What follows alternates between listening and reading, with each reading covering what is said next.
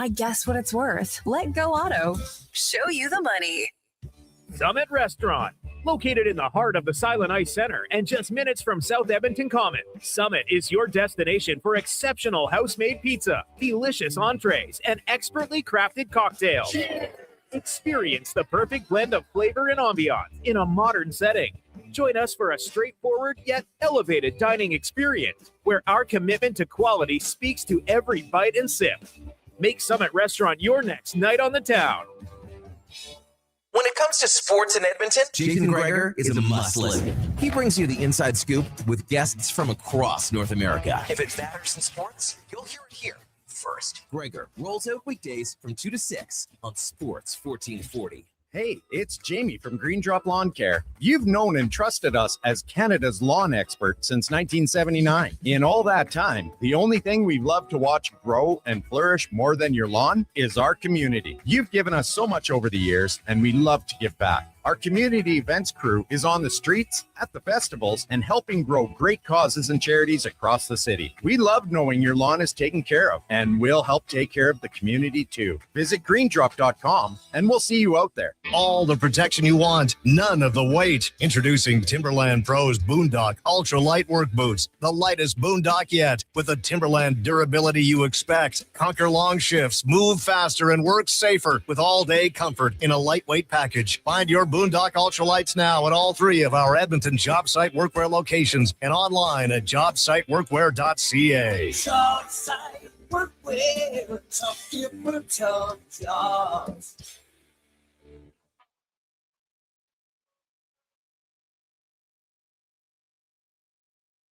Here's the Lowdown with Lowetide on Sports 1440. Presented by Wolf GMC Buick. We're making it easy. WolfGMCBuick.com.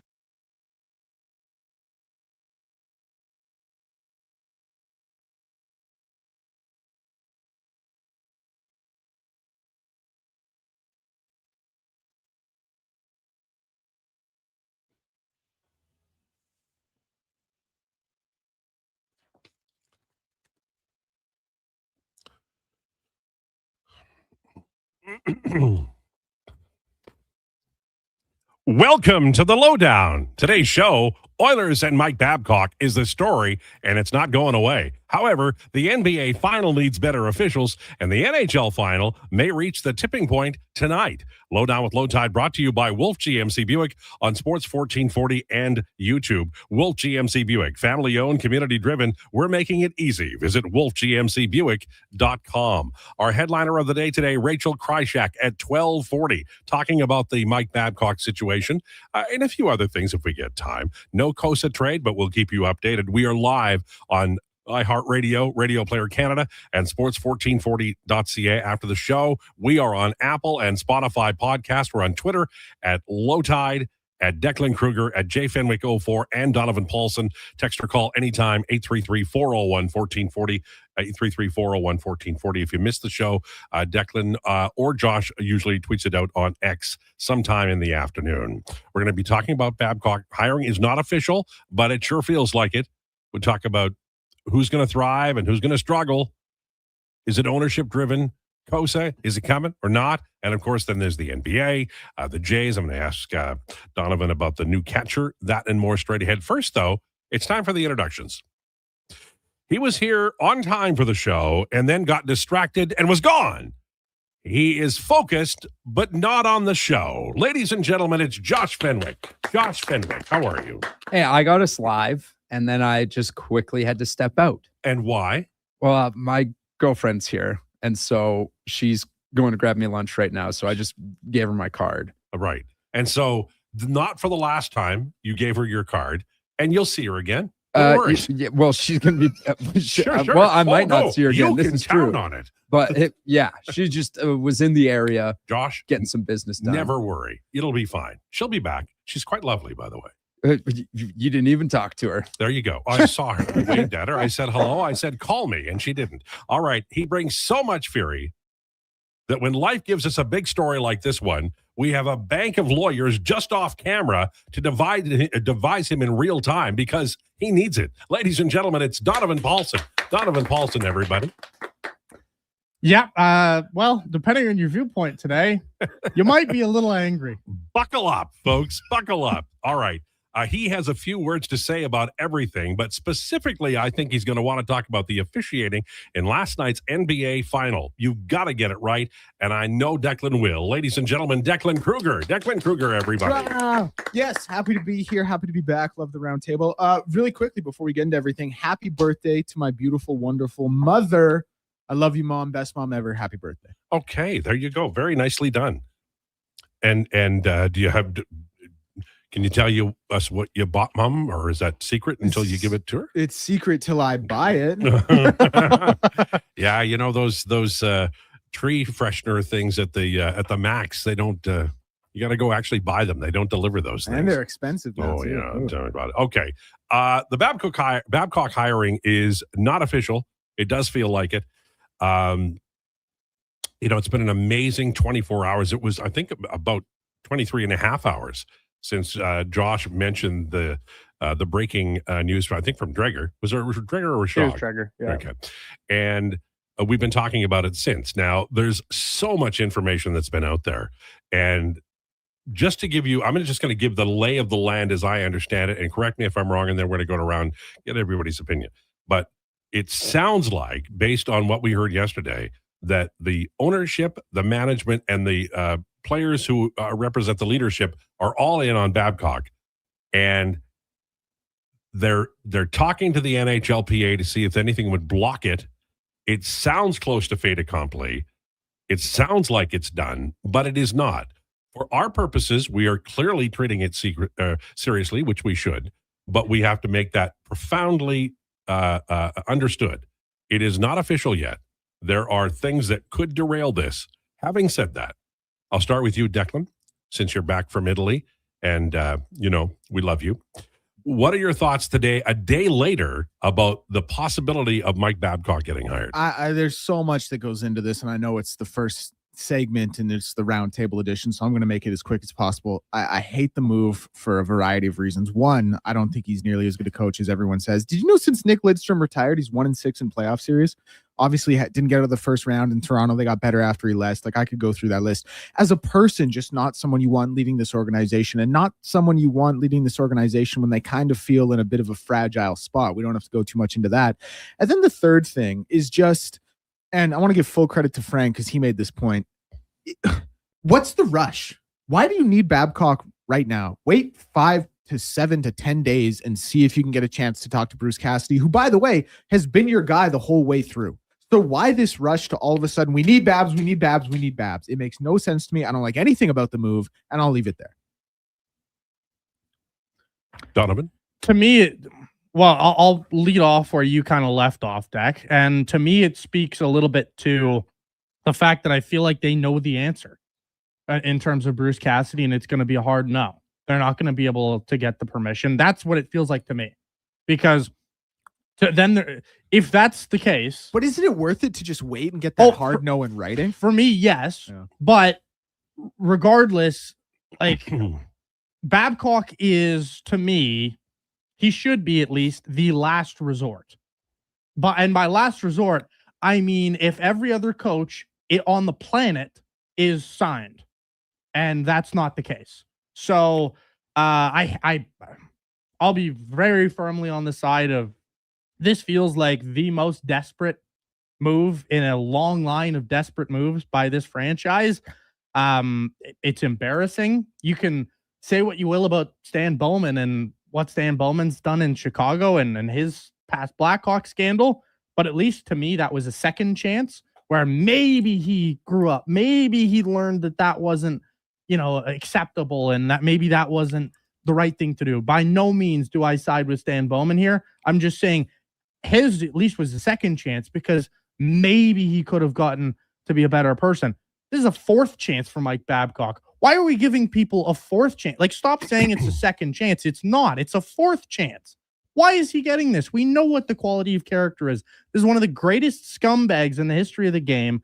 And in my mind, one of the most overrated coaches we've ever seen.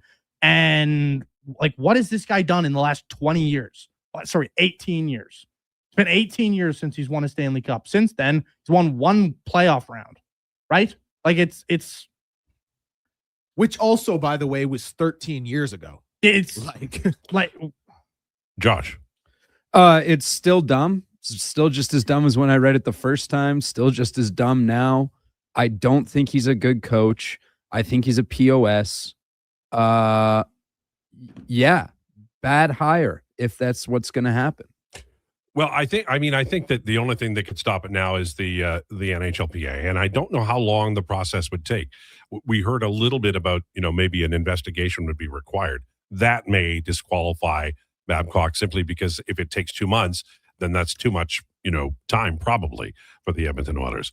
But I want to speak to a couple of things. Number one, I've always felt that the one of the problems with the Oilers is that there is a management group who makes the decisions, but ultimately it's ownership that makes the decision.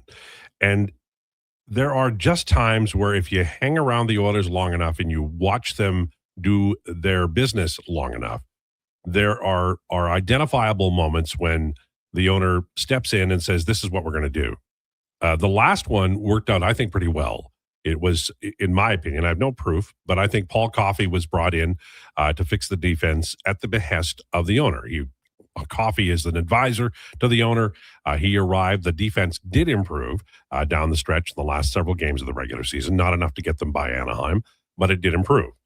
And as a rule, I'm absolutely against those things. And it worked out in this particular case, but I think it's just a poor way to run an operation, and it makes it difficult to have a plan that you follow through on. Start as you mean to go. Have a plan and then do it. And I just feel like the Babcock news and the pending Babcock hiring is a result of Daryl Cates getting impatient. And that's my opinion. I have no proof, but if you watch this Edmonton Oilers organization enough, that's where I am. Now, as far as Babcock is concerned, I think he's a capable coach. I don't think he's a brilliant coach. I think he's a capable coach. But I'll say what I said yesterday, and I think that people are overlooking this. This team is not designed to play Mike Babcock hockey. They don't have a great goaltender. They don't have Nick Lidstrom, and they do have extreme strength up the middle, but it's not the two-way strength that you would look for from like Sergei Fedorov or Pavel Datsyuk. Mike Babcock's best teams had fantastic goaltending, from Jean-Sébastien Giguère to Dominic Hasek to Chris Osgood to Anderson when he was in Toronto. And they don't have one. They just don't. I'm sorry, but they don't have a guy like that. They don't have a Nick Lidstrom. Toronto didn't have a Nick Lidstrom either, and it really had an impact on them. Even though they won like 49 games or whatever it is, over 45 twice with Babcock in Toronto, it still wasn't enough because they didn't have that guy, and they don't have that guy here. And then the final thing is that Babcock's devotion to slower veteran forwards on depth lines just won't fly, just can't and will not fly. And so I think there are a real problem. I think that there are players he'll love on this team. We're going to talk about that next. And there's players that are in a little bit of peril that are on this team as well. I'll go to you first this time, Donovan. Who do you think will thrive and who do you think might, struggle in this group? Well, you've got to look at the past and who he's abused in the past. I don't understand how you can look at a guy who's abused this many players and say this is our hiring, but the guys who would probably get abused, let's just face the facts here. He's targeted young players. So I would look at Matt Savoy. I would look at Isaac Howard. I would actually write off Colton Dach. I would say that's a guy who would probably thrive because he loves those fourth line types who just go in there and work hard and crash and bang. And I would say Dach's a guy who would thrive. I would say I could actually make the case that Trent Frederick might thrive. I just think all these kind of crash and bang fourth line types will be good. They'll be in the clear. But anybody who's got that ounce of young talent, you're going to be on the hot seat. You're going to be... I think Savoy has enough of a two-way game to survive. You might be right, but look at young Mitch Marner. Yeah. Look at young Mitch Marner. Look at... His track record suggests that he's going to target young guys and he's going to target the guys who are on the middle of the roster. Declan, a lot of people talk about redemption, and I believe in redemption, but this is, several trips down the road for Mike Babcock. And certainly the Columbus, I think, was the Columbus Blue Jackets was the situation most of us thought was the opportunity for redemption, and he didn't coach a regular season game.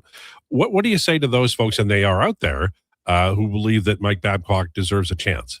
No, I absolutely believe in redemption as well. Forgive not 7 times, but 77 times. But the thing is that there's been no change in behavior from Mike Babcock at any stop.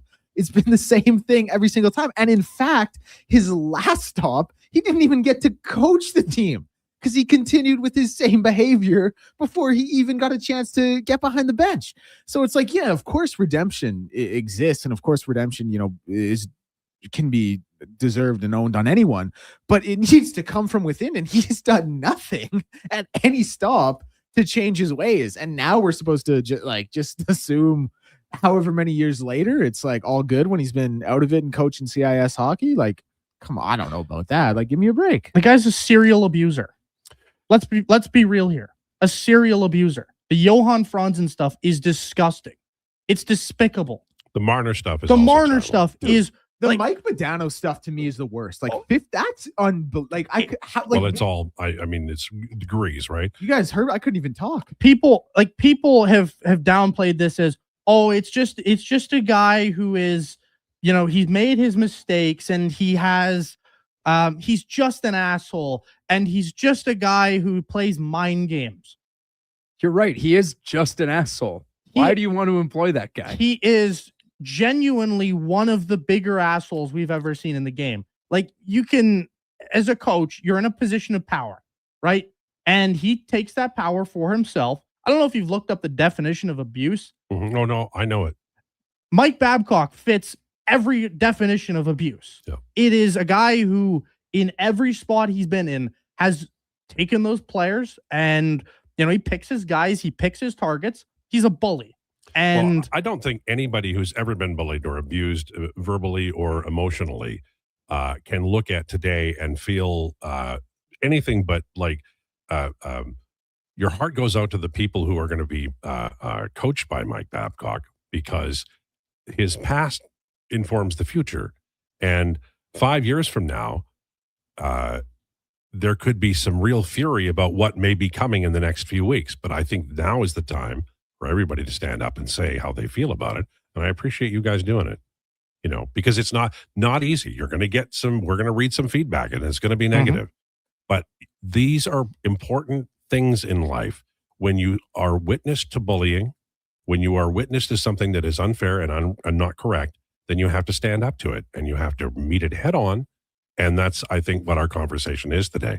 And it is a choice that everybody makes, because the brain is a funny thing where you hear something, you react to it, and then as time goes on, it's like a drop in a rain barrel. When it first hits, there's a ripple and it goes, oh my God, everything, and everybody gets, and then you got to pick up something on the way home. There's a diorama to make for the kids. Oh, there's that funny Love Island tonight, and you forget about it and you move on. And this is something that I think that in a society we can't move on from. We have to call out things that are unfair. We have to call out things that are incorrect and that can be turned back. So I don't know what's going to happen here, but I do think it's fair to label this as what it is. And I think our first segment today did that. All right. On the way, Rachel Krychak will join us at 12:40, and she will talk to us about the Mike Babcock situation. It's not a hiring, although it does look like it's on the way there. We want to make the point absolutely that it is not a hiring yet, and there are several different constituencies to be heard from, including the NHLPA. We'll also have declinations at 1:40 today. Is it going to be highbrow, low steam? You know what? We're switching it up today. Lowbrow, high steam. How about that? No, I think, this is a bit of a tough one for the three of us, because I think we all probably have the same ice bath this week. Yeah. So maybe we'll pool it. Maybe we'll do something different. I don't know. But yes, it will be heat check ice bath at 1:40. When you were gone, we did a fancy version of Hi, My Name Is. Oh, how'd it work? Well, Donovan, tell him. We went back to the original. We went back to the classic format, and Jerome McGinless sniped 7 on hints. guest 2. And we had I Doug got- Gilmore. I got the other one. It You was- had Doug Gilmore on 5, I think. You know, his questions were sneaky, but they were find outable. I will Yes, say. there was no like this guy was a first round pick type of stuff. And we also did some drafts while you were gone, Deck, which I know you like I draft. saw that. I saw you got. I actually for Friday I wanted to do a declinations that was the top 5 best sports movies you missed. Maybe I'll do that next Friday. But that was Okay. all. I loved that draft idea. That was All right. awesome. That should be our new Tuesday. It should be our segment. new Tuesday segment. Well, Let's I'm do just it. I'm sure. Go. Let's go for okay. it. Let's do it. Well, we're planning the show live, ladies and gentlemen. On the way, rumors. Lowdown with Lowetide on Sports 1440 and YouTube. Brought to you by Wolf GMC Buick. With Play Alberta, backing the home team goes beyond the bets. That's because your picks have provincial impact. Play Alberta is the only app in the province that puts all revenue directly back into supporting programs and services that Albertans rely on every day. By investing in the General Revenue Fund, every play, bet, and buy made on Play Alberta helps make a difference across the province. Visit playalberta.ca/Gregor to learn more. That's playalberta.ca/Gregor. Must be 18 plus to play. If you gamble, use your game sense. When your project can't afford downtime, call Japa Equipment Rentals. From excavators and wheel loaders to compaction equipment, Japa has the machines you need. Trusted since 1972. Visit japaequipment.com or stop our Edmonton or Calgary locations. The Riverhawks are back. This week brings a theater kid takeover, a cottage-themed Pride Night, and Sunday's summertime Santa toy drive for Santa's Anonymous. Don't miss the party at the ballpark. Get tickets at gohawks.ca. 60 years ago, we started selling trucks as Western GMC Buick. Today, we are Wolf GMC Buick. We're still located on the corner of 184th Street and Stony Plain Road with the same ownership for over 2 decades. Our customers have trusted our family-owned, community-driven business. And for that, we are thankful. If you're looking for a truck or SUV, pop in and one of our seasoned professionals will get you a great deal, hassle-free. Come trust our team at Wolf GMC Buick. Wolf GMC Buick. We're making it easy. Getting your vehicle sparkling clean doesn't have to cost a fortune. Take it into Hughes today and pay just loonies a wash. Find us at HughesCarWash.com. 24 hours a day, 7 days a week. Edmonton sports fans, stay informed with Sports 1440. Stream us. Listen to us on the AM dial. However you consume this radio station, thanks for listening.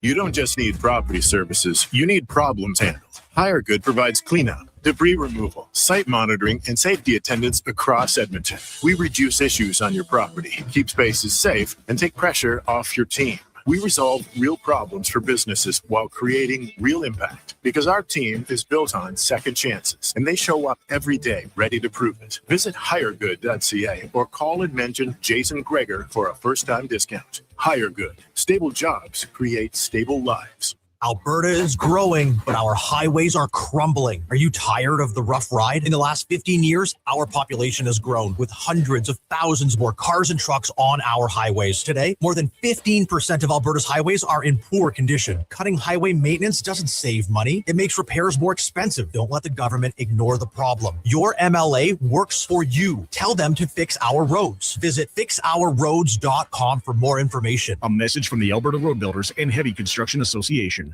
At Wendy's, get a 10-piece nugget small combo for just $8.99. That's right, $8.99 for 100% Canadian chicken, plus fries and a drink. That's just good nuggenomics. Only until June 14th. In restaurant at participating Wendy's locations. Taxes extra. My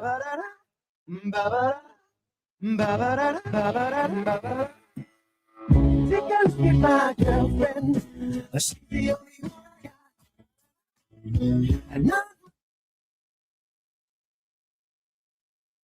Breaking down the fine art of sports, one rep at a time. The Lowdown with Lowetide. Thanks for checking out Sports 1440. Presented by Wolf GMC Buick. We're making it easy. WolfGMCBuick.com. 23. This is the Lowdown on Sports 1440 and YouTube, brought to you by Wolf GMC Buick. Check them out at wolfgmcbuick.com. Very busy day. We know what you want to talk about, and we're going to get to your text very quickly here. We want to let you know that this is time for Rumors, brought to you by Harley Davidson of Edmonton. It's riding season, and Harley Davidson of Edmonton has your next bike waiting for you. Huge selection of new and pre-owned, plus test rides available, locally owned and operated since 1980 on the Yellowhead Trail or at hdedmonton.com. They're really good people out there. Highly recommend you go visit. It's a great place to just have a cup of joe, too, just so you know. All right, so there's lots of layers to the Mike Babcock story. People are talking now about Ryan Rishaug saying that the Babcock has already met with Edmonton's player leadership, which would include McDavid. Per Rishaug, the players gave the Oilers front office their full support to hire Babcock if possible. So it's important to tell you that and to recognize it, but also to recognize that the past stories did not necessarily involve the leadership group. As Donovan said, it was younger players, fringe players, and that of course is what the worry is. The one thing that I will say to you that we haven't addressed, because we really can't, we don't know what is going on in the offices of the NHLPA, but the NHLPA is designed to protect players. And often we talk to them, we talk about them in regard to a suspension or whatever the case may be. The genesis of the NHLPA came out of the Springfield AHL team in the late 1960s when they were being the players were under terrible circumstances. I believe Eddie Shore was the coach and manager. The PA came together because of bad money, bad conditions, bad situations. And it is not that really anymore. It's sort of a place where players can go and get advice for various things. This particular situation is so sensitive that the Oilers felt that they needed to go approach the NHLPA, which in and of itself should tell you something. And so that's interesting that the leadership group approves. But I think that we would be remiss if we didn't also mention that there are players, probably vulnerable players, who are not part of the leadership group. The Los Angeles Kings have made an interesting and a far more traditional hire of their coach, Peter Laviolette. He was an interesting guy, but I think most people felt like Bruce Cassidy was the number one option. When Vegas went away from allowing that to happen, Laviolette, for me, maybe not for everybody, became the top name on the list. Kings getting him checked down for me would be Jay Woodcroft. The Oilers and others may not go that way, but it shows you the pool was very strong with Cassidy in it. When Cassidy was removed by Vegas Golden Knights, we are here. And who knows what will happen a year from now. If Mike Babcock coaches the Edmonton Oilers, hasn't not been hired yet, and they win the Stanley Cup, then that's not an issue. If Cassidy's available next year and the Oilers are still looking, maybe we'll be talking about it a year from now. The Wild have signed Michael McCarron to a 6-year extension. They're an interesting team. Minnesota Wild are a team that looks poised to push for the Stanley Cup. We'll see how well they do, but the Edmonton Oilers are a team that we saw the Stanley Cup final 2 years in a row. We've been talking about hiring a head coach for some time now. Still not there yet, but we seem to have our ducks in order in terms of who it's going to be. They still have some things to look at. So for me, if Babcock is the coach, then the goalie is absolutely the premium now. They absolutely have to get a goaltender that they believe in and trust. There have been rumors about Sebastian Cossa. Honestly, I had prepared a little bit today to talk about Cossa because I thought the trade would go down based on what I was hearing. Has not happened yet. There was rumors of a 2nd round and a 5th round pick, and we don't have anything on that yet. So sometimes these things get stalled. We'll see how the day goes, but that's something to look for. And if they do bring Cossa in and the tandem is Jari and Cossa, it's my belief that isn't strong enough for a Babcock team. Mike Babcock is a coach who relies heavily on suppression, relies heavily on puck possession. He's very similar to Darryl Sutter when he was in Calgary, in that Sutter's interest was having possession of the puck, and if he didn't have possession of the puck, his interest was getting possession of the puck. And you might think I'm trying to be funny here, but Josh will agree with me. Sutter's teams were absolutely relentless and ruthless in trying to get the puck. They felt if they didn't have the puck, a goal was going to be scored in the next 11 seconds. And so their efforts were all about suppression, knocking a guy over if he had the puck, interrupting the pass, doing anything they could get to get that puck back. And that's Babcock. The Babcock way is that you have to, there are certain things that are not negotiable. And that's the discipline that I believe the Edmonton Oilers players and probably ownership are most interested in.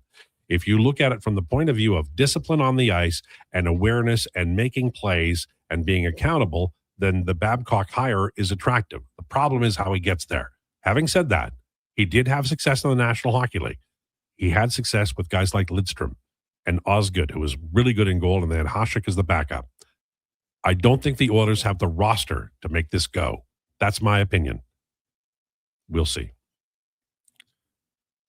A lot of people are texting me and saying the Michael Babcock, the son, is the new coach of the OHL Brantford Bulldogs, and Zach Hyman is part of the ownership group there. Zach Hyman flourished under Mike Babcock. That's a fact you should know. He absolutely. Would you say that his career took a major spike with Babcock as his coach? Absolutely. Zach Hyman has his career is Mike Babcock. He has Mike Babcock to thank for it. Like Mike Babcock, in all the, we've gotten into the real ugly side of Mike Babcock's coaching career, but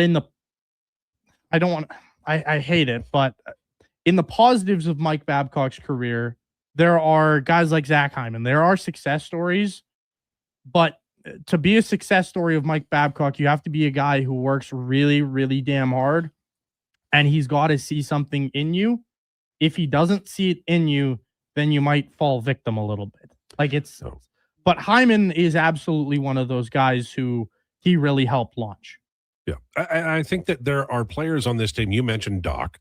There are players on this team that should thrive based on their abilities. I think that the players who might have a hard time because of what the ask is a guy like Jake Wallman, who is he's a wonderful skater, terrific passer, but the coverage that will be expected is not his strength. And if he's going to play top four, he would need to be really good at that. Not suggesting that he would be a person that Babcock would choose to treat in a certain way. I'm just suggesting that his skill set is not a natural fit for top four. And I don't think Darnell Nurse's is either. Nurse is a two-way guy, but there's enough chaos in his game that I think Babcock would probably have an issue with it over time. Now, whether or not Nurse is with the team, we'll find out, but that would be something that we should mention as well. The one side of this that I don't think's getting enough talk is, and I know a couple of people have brought this up on the text line, is what this will do for the Oilers free agency. There are going to be guys who look at this, still say potential hiring, and will say, no, thank you, I'm not signing. There will be guys on this team who will say, no, thank you, I'm not playing for him. That's probably very true. We know that since Hyman got here, the recruiting has been, Hyman has done a good job of recruiting. He should get some payment for being a pro scout. But there are players who would not want to be in that kind of a situation. And I mentioned yesterday that I think that the Oilers really do run a risk now. I noticed the three teams that Dylan Larkin had on his list of teams he'd go to, and they're all Florida and Vegas and the Minnesota Wild. And the Oilers at times have been a team that could sign free agents and trade for players, but only to a certain level, right? The Milan Lucic contract they were signing a player in his late 20s, a lot of miles, and it was a contract signed that didn't work out. I think that the Edmonton Oilers are a team that could still attract free agents, but the Babcock hire may impact that depending upon the personality of the individual and what the NHLPA may be saying. this comes from, and this is something that I have heard people say before.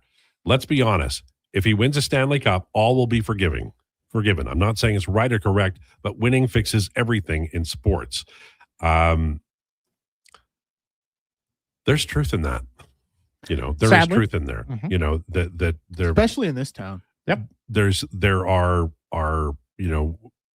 we can go back not that far, gentlemen, and find examples of individuals who issues that came to light, that became public, and it's a fine line. We talked about redemption and second chances, and so most of these things that occur, I think, are pretty cut and dried, and I think this one is as well.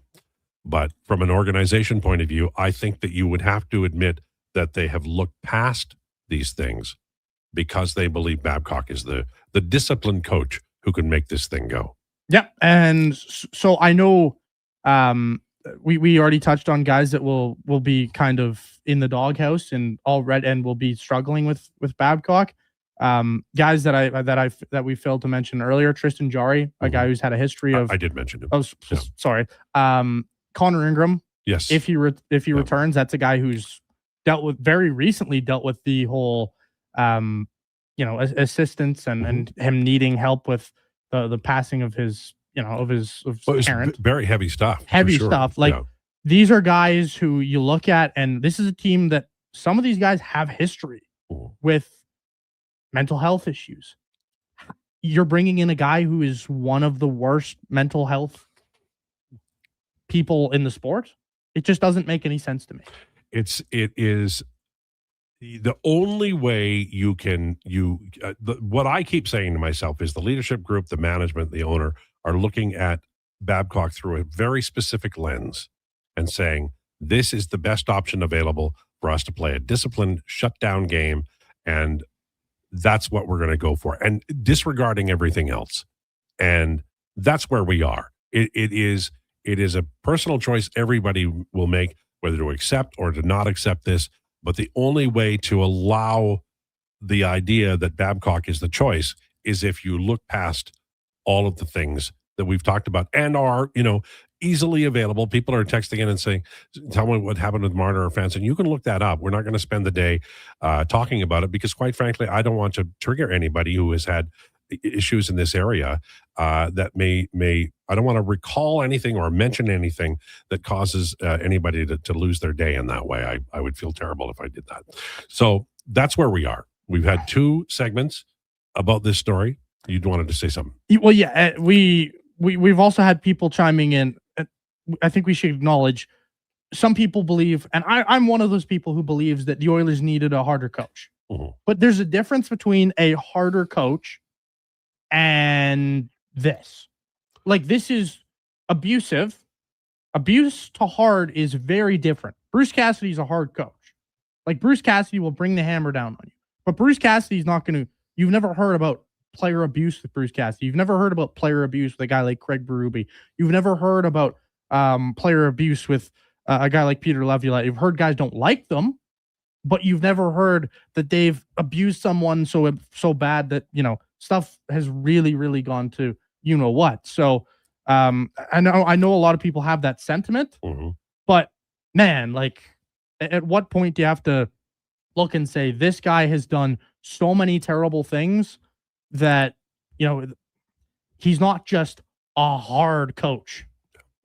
It's the Oilers are an interesting organization in that they do pay attention to what people think, and they do monitor which way the wind blows. So I'm glad that people are texting in. Please text more, and we will read as many of them as we can because we want to give you an opportunity to express what you're feeling right now with the possible hiring of Mike Babcock. Coming up, our headliner of the day, Rachel Krychak from Betalytics, and we'll talk to her about Mike Babcock. She has great knowledge of his time in Toronto and the story surrounding Babcock, so we look forward to her talking to her about it next. Lowdown with Lowetide, brought to you by Wolf GMC Buick on Sports 1440 and YouTube. Hey there, I'm in the Fountain Tire sidecar, making a list of the things I'm doing this spring. 1. Saving you money, with up to 20% off select tires until June 13th. 2. Water skiing, tricky in a sidecar, but fun. And 3. Saving you more money, with mail-in rebates of up to $100 off a set of 4 select tires and $50 off a $150 service with the purchase of 4 select tires. Oh, that's 4 things. Oh well, restrictions apply. Book online at fountaintire.com. Fountain Tire. We're on this road together, Canada. Say hello to your new favorite drinks. Introducing new McCafe Refreshers. Icy cool, undeniably refreshing, and available in 3 flavors. Strawberry watermelon, mango pineapple, and blackberry passion fruit. Only at McDonald's. Expand your brand with Fusion Promo Marketing. Fusion is your trusted partner for all things branded merch and apparel. Thousands of products perfect for businesses, sports teams, and corporate events. Fusion with a Z. Promomarketing.ca. Who's that working on the underground utilities over there? All-Star Construction, that's who. What about the street lighting? Yep, All-Star Construction.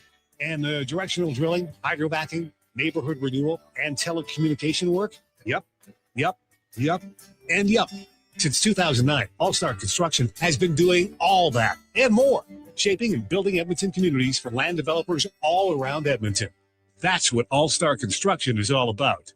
Do you have neck or back pain? Ever go for treatment hoping for a simple fix only to realize your stubborn spine is basically a science project with attitude? Hey, we get it. And honestly, we're a little sorry because great rehab does take proper experimenting. But at Leading Edge Physiotherapy, we don't just toss exercises into the beaker and hope it doesn't explode. We start with the right diagnosis, then mix hands-on care, precise manual therapy, and evidence-based technology. The formula your body actually needs. Science and skill with gratitude, not attitude. LeadingEdgePhysio.com. Come for Canada's largest trade shows, the biggest names in entertainment, exhilarating sporting events, and more. And stay for the experience at the Edmonton Expo Centre. Looking for the perfect place to host your next big event? From trade shows to galas, meetings, and concerts, the Edmonton Expo Centre has the space, event expertise, and service to make your next event unforgettable. With over 522,000 square feet of flexible event space, in-house catering, and operational expertise, they bring your biggest vision to life. Learn more at EdmontonExpoCenter.com today. Whether you're a craft beer connoisseur or more of a wine aficionado,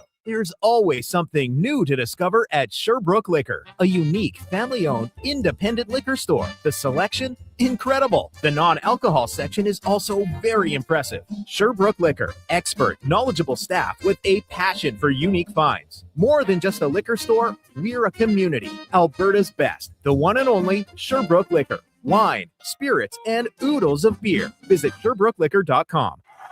The puck is passed up through the neutral zone, and here's a breakaway. He's coming in hot. He shoots it. Oh no, a broken stick. When it comes to performance, quality parts matter. Napa Auto Parts has all the reliable parts, tools, and more to keep your vehicle running like a playoff contender. With over 85 locations in Alberta, visit your local Napa store today or shop online at napacanada.com. That's Napa know-how. If I could...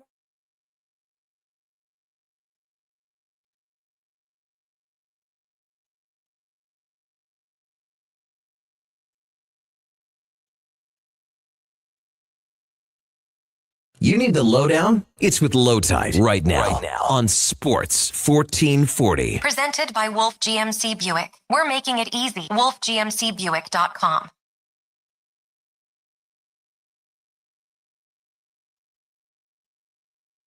Wolf GMC Buick. Check them out, wolfgmcbuick.com. It is time for our headliner of the day, Rachel Krychak, brought to you by Faber. Debt holding you back? Let Faber's licensed insolvency trustees help you tackle your debt. Book your free consultation at faber.ca or call 1-877-944-1177. 1-877-944-1177. Well, we have her on from October through to the Oilers getting defeated in the playoffs, and we bring her back when very, very important news and stories are online. And right now, Rachel Krychak joins us to talk a little bit about Mike Babcock and his possible hiring by the Edmonton Oilers. How has your summer been so far, Rachel? My summer's fantastic. I've just pulled into the golf course for a tee time, so that will give you a lens into what I have been doing since the Oilers have been eliminated, much like them. What time is your tea time? You got time to talk for about 10 minutes? Oh yeah, my tea time's not till 3:30. Oh, well, there you go. You got lots of time. So here's the deal. And it's not, people are acting like, and I understand why, that it's a done deal. And there's a mixture of outrage and curiosity and other things. But I think that it's for those of us who know the Mike Babcock story, it is a time to maybe, go back and revisit some of these stories. But for me, I want to start with maybe your opinion of the situation and why Edmonton would go down this road. I mean, it's hard to understand why at this point. Like, I get it. The guy is a couple gold medals and he's got a Stanley Cup, and that's great. But if you look at the track record of coaches that have won a cup and then gone to another team, like there's only like 4, maybe 5 of them that have actually won a cup with that second team. And Torts has the chance to add to that after winning one in Tampa. But the reality is that track record is not great, to say the least. Then you add in the transgressions. I think the only reason we're even going down this path is because of the Vegas Bruce Cassidy situation. And I mean, I understand why Vegas is doing it, but I'm going to, like, on a human level, I think it's pretty difficult to agree with their approach to just generally running their organization. And so I think Edmonton kind of said, okay, we don't really want to go with a new guy. So that's why you see names like Craig Berube and Peter Laviolette and now Mike Babcock. And I really don't think this is a good idea. I have not mentioned the some of the backstory because I quite frankly, sometimes when you talk about the things, the bullying and other things on the air, it sends people listening in a direction that I certainly would not, in good conscience, ever want to begin. But overall, there's enough information there for the Oilers to recognize that reaching out to the NHLPA might be something wise in this situation. And that in of itself sort of tells us a little bit about this possible hiring. Yeah, I think, listen, if you have to go to the NHLPA, and let's keep in mind this is the second time the Edmonton Oilers have done this with one of their hires, given who their GM is, and ask them if they have any reservations about you hiring a certain individual, that should probably tell you all you need to know. We're talking about a league where everybody wants to wax poetic about character and accountability. And let's remember that there are 32 GM positions and 32 coaching positions, and working in the NHL is a privilege. That you should have to have a higher standard of behavior than what we have seen from some of the individuals who have held prominent positions in the National Hockey League. And I would very much include Mike Babcock in that discussion. I would also include Stan Bowman and Joel Quenneville in that discussion. Rachel Krychak, our guest on Sports 1440 and the Lowdown with Lowetide. Rachel from Betalytics. And we... The next step here, and I don't want to step off of the heart of the story too quickly, but I when I first heard about this, I thought about Mike Babcock's best teams. For those who don't remember, he was a rookie coach in Anaheim, and he had a emerging young goaltender, Jean-Sébastien Giguère, and some talent around, and made it all the way to the final. Went to Detroit, and he had Chris Osgood at a .930 save percentage the year they won the Stanley Cup in the playoffs. They had Nick Lidstrom among the greatest defensemen who's ever played in the game.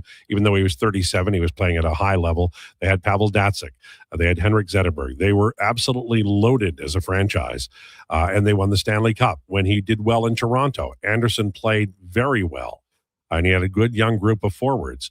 The Babcock style, I think, needs a great goaltender, a top number one defenseman, strength up the middle, and an attention to detail in terms of defensive play and awareness that I don't think this Oilers roster has. is just in terms of roster fit to coach, can you make that work? So there's certainly no shortage of high-end centers in Edmonton, so you could tick that in the box. I think if he were to coach Edmonton, this would be the most talented group of center icemen he's had. I don't really think it's all that close, with no disrespect to Pavel Datsyuk or Henrik Zetterberg or anybody in Anaheim. I mean, we're talking about two of the best players of this generation. Evan Bouchard is good. Nobody is going to make the commentary that he is in Nick Lidstrom territory. I think that would be a little dangerous. The thing with Mike Babcock, though, that also concerns me is the guy hasn't coached a team in 7 years almost. And when Toronto hired John Chaika, people were like, oh, you haven't been in the league for 5.5 years or whatever it was. And people were all over them for that. Mike Babcock was fired before COVID. Think about how long ago that was. Now, the thing with Mike Babcock that I think would actually help Edmonton out, and I'm just talking strictly from his, not the off-ice and treatment of players. I have rarely seen a coach that can get a bottom six to perform the way Mike Babcock can. And the reason that he can do that is because those guys know that they're going to play, because he absolutely loves playing the bottom six against the other team's top players. And that those are some of his favorite guys. So they know that they're not going to play 4 minutes a night. Luke Glendening still plays in the NHL and pretty much owes his career to Mike Babcock at this point. I mean, think about guys like Dan Cleary and I mean, Patrick Marleau played more than Austin Matthews did in Game 7 of a playoff series. Like, nobody thought that was a good idea. And so I think from that perspective, the Oilers have had a mess in the bottom six for a very long time. And he's a guy that has proven at every single stop that he can get far more out of his bottom six than most other coaches. The problem becomes, what happens if you're the seventh defenseman, let's say Frankie Corrado? What happens if you're the 14th forward, Peter Holland? What happens if you are, I don't know, somebody named Johan Franzen? Like, he can find weaknesses and attack them. And I think that's where things fall apart. Because, I mean, Zach Hyman's brother just hired Mike Babcock Jr. to be the head coach of the Brantford Bulldogs. So clearly the Hyman family thinks very highly of the Babcocks. So I wouldn't be surprised if Hyman probably put a good word in. But that's not really I'm not concerned about Zach Hyman, right? And we know Mike Babcock likes him. I'm concerned about Matthew Savoy and Sebastian Cossa if it goes down that road, or really any goalie, Connor Ingram, who's dealt with his fair share of the player assistance program, or really any player that can be a target for him. Zach Hyman and Connor McDavid and Leon Draisaitl aren't the guys that you're worried about. You're worried about the kids, and you're worried about the fringe roster players. It's funny because one of the first things I did, excuse me, one of the first things that I did was look at the roster, and I identified Colton Dock as a guy that, Babcock will love. I based on what the ask would be if they trade Darnell Nurse, I think Jake Wallman would have a really tough time on this team.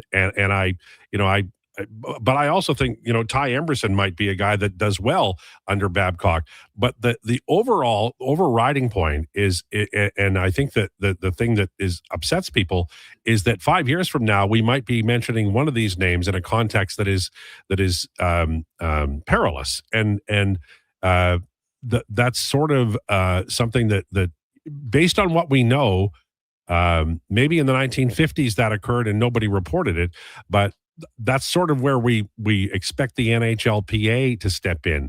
The NHLPA has been asked, about it. What do you think the process will be there? I'm not asking you to say that, if you definitely think there's going to be an investigation of varying quality, but it seems to me that at the very least, the NHLPA might be able to advise roster players who have some concern. Yeah, well, I think that anytime you're a free agent, and let's face it, the crop is uber thin this year, to put it very mildly. And you're considering what team you're going to. You look at the coach and you say, okay, what kind of coach is this guy? Does he like, especially if you're a bottom six player? If you're a star player, like Edmonton probably doesn't have the cap room to pay you. So let's eliminate that for a second. If you're a bottom of the roster player, you look at it and go, okay, what kind of coach am I playing for? Does he like a speedy, skilled bottom six? Does he like a big, mean beast bottom six? And does that fit? And am I going to be on waivers if I make a single mistake? Like, what does my actual career look like if I go there? And a lot of these guys are kind of in that spot. And when you have somebody like Mike Babcock, like, would you rather go play elsewhere where there are different options, right? I mean, we don't know what's going to happen in Vegas, but would you rather go play for Paul Maurice in Florida? Would you rather go play even for Manny Malhotra in Vancouver? And yes, Connor McDavid and Leon Draisaitl are attractive pieces to play with. But if you're worried and you know you're not going to be playing with them in terms of on a line, would you rather be somewhere where you maybe believe you have a better chance of showcasing yourself to get a better contract the way that Michael McCarron has under John Hines? I mean, I think you probably would. Now with the PA, like Ron Hainsey, I believe is second in command at the PA. He played for Mike Babcock, a lot for Mike Babcock, actually probably too much. I think he is going to be pretty important in all of this because he would have seen some of the stuff that happened in Toronto.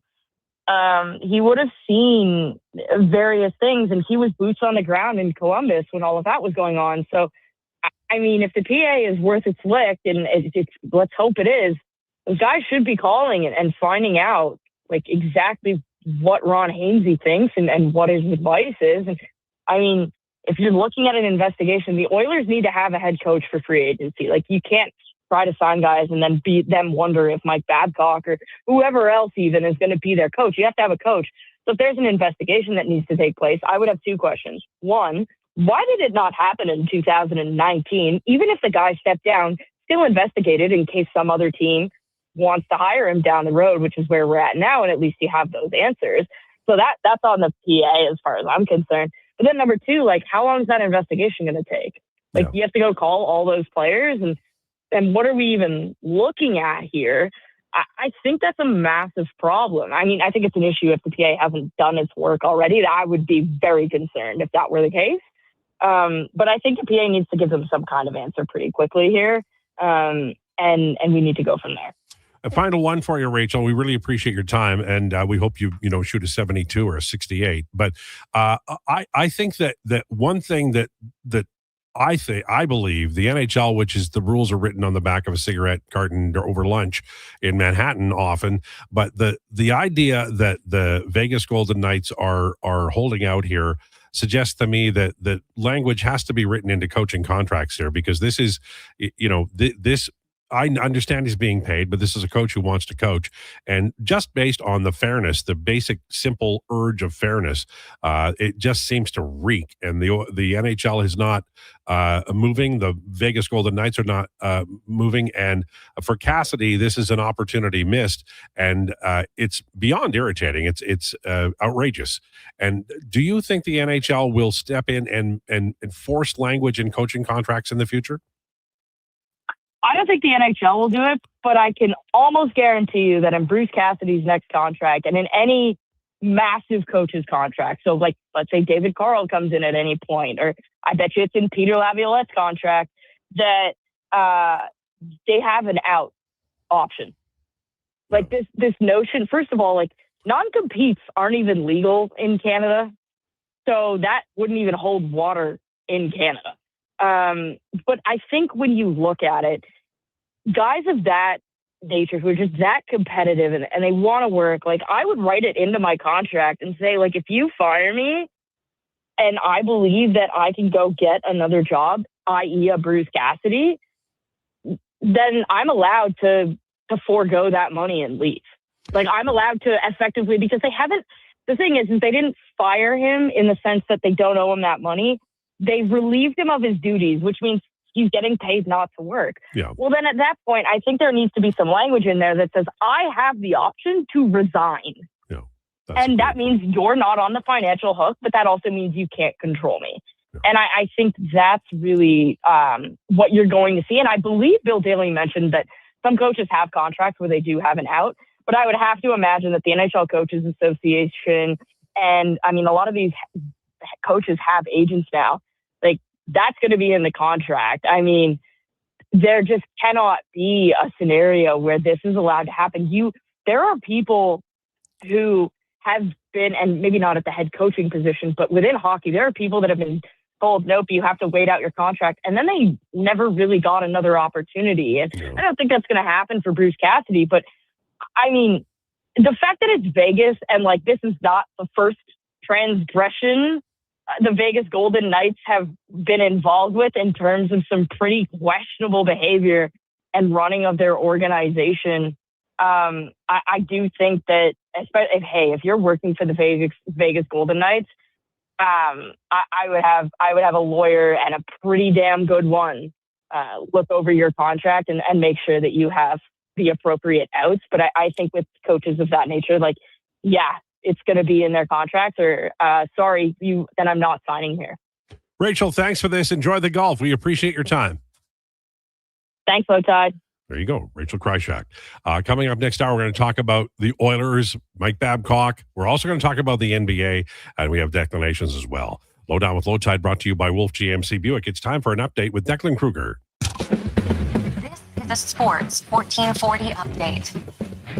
Brought to you by Elks Nation. For the best Elks coverage year-round with podcasts and articles, go to elksnation.ca. Player interviews, game analysis, and more. The best green and gold coverage online, elksnation.ca. News from around the sporting world as the Minnesota Wild have signed pending UFA Michael McCarron to a 6-year deal with $3.3 million AAV. Noah Hannafin and Brayden McNabb both expected to play for the Golden Knights in Game 4 tonight. That game with a 6 p.m. puck draw.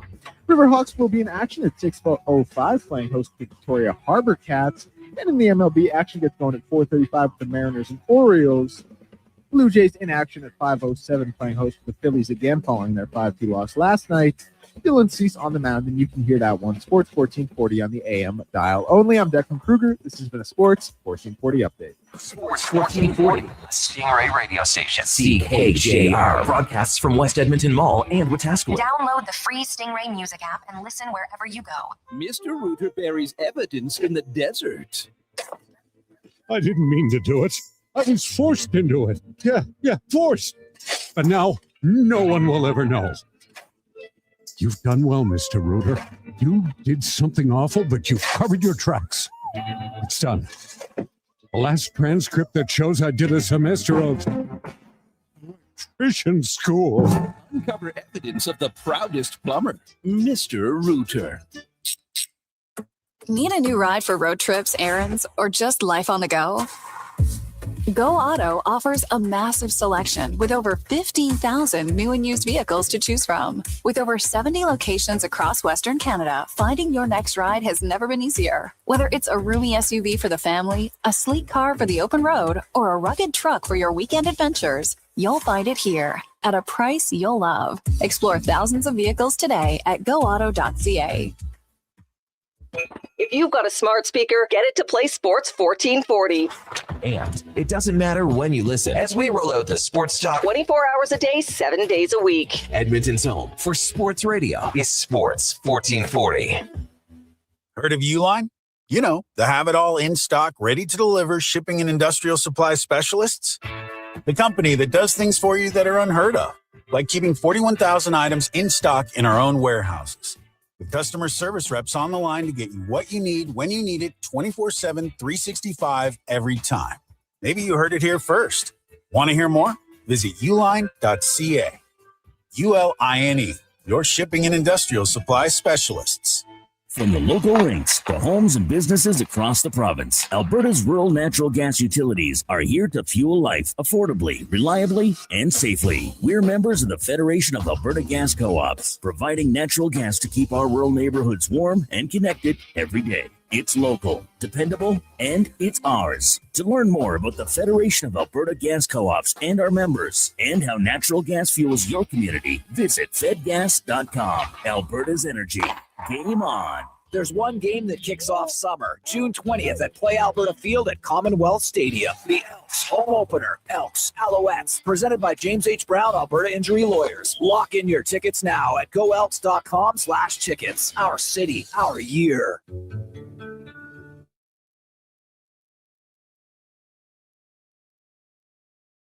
The Lowdown with Lowetide on Sports 1440. Can you fit sports encyclopedia on a business card? Presented by Wolf GMC Buick. We're making it easy. WolfGMCBuick.com.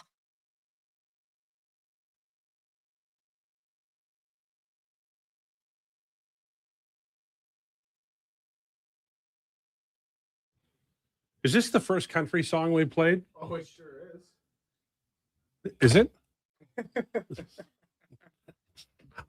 I can't get mad at him because I forgot.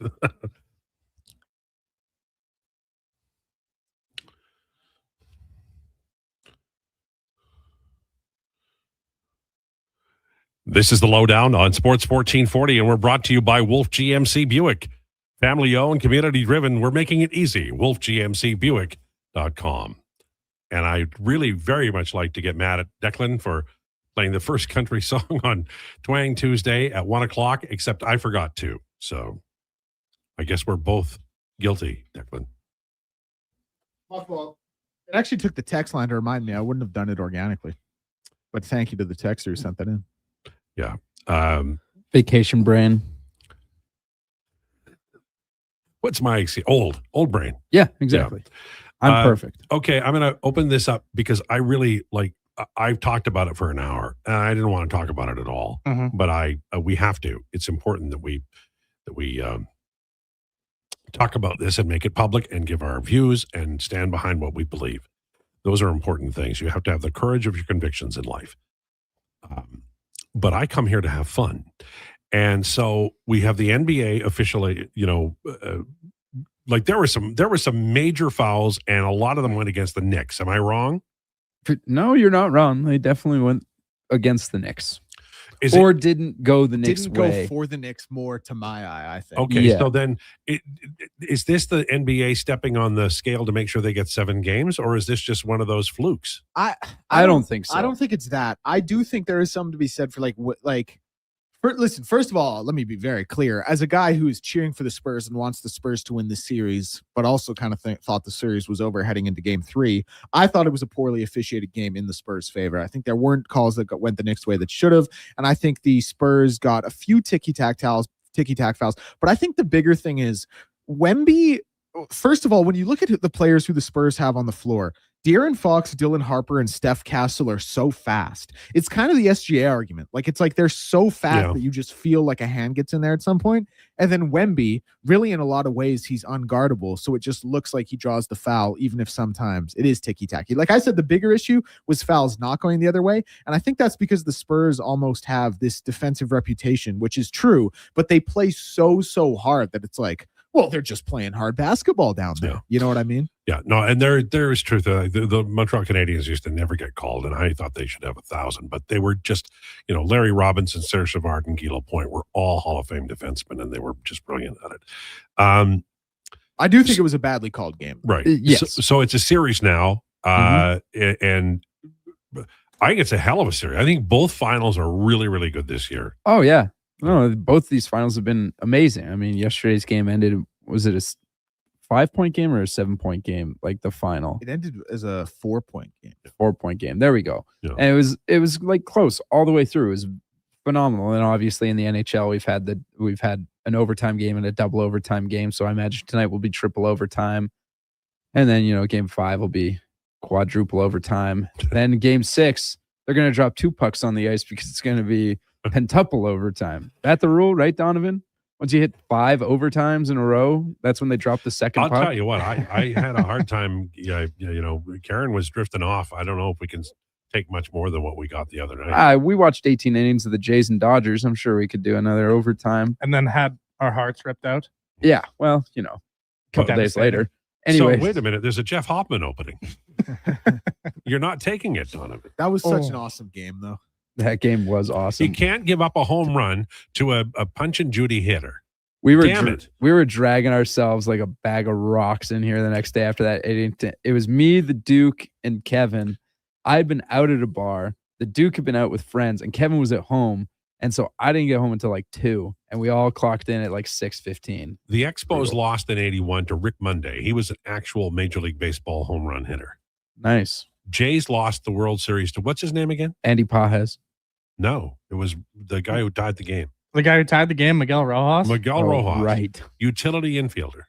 Wasn't he batting like 98 in the series or playoffs or something? Or Yeah, like pretty much. And he 130? hadn't hit a home run in over a month. Just throw nails. Throw 6 pitches to the outside corner. He's never. Just- gonna That's hit. what he was Throw- looking for. It was the slider. No, just throw 3 straight high fastballs up and in, and he's not touching it.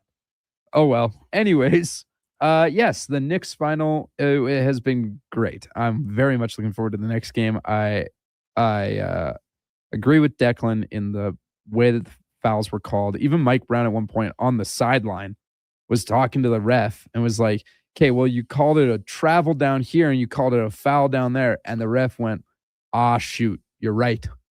That is it. You can literally. I read his lips. It is clear as day. He says, "Oh man, you're right," and then puts his hand over his mouth like, "I can't believe you called me on that. That's crazy." Hilarious video. Yeah, hilarious video. But I'm sorry, go ahead. they looked for a lot of flagrants yesterday. It's a very physical series. Not as physical as the OKC series between the Spurs and them, because that was like violent physical. This is just physical basketball. I want to talk about the Vegas Carolina series for a second. Knock yourself out. It's your show. I am so in wonder of these two teams. I love this hockey. This is the hockey that I don't care if it's 3-2, 2-1, 4-5, don't care.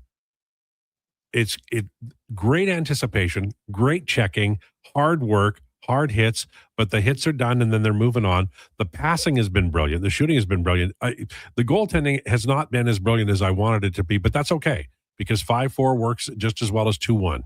And what I am so impressed by is how highly skilled these guys are.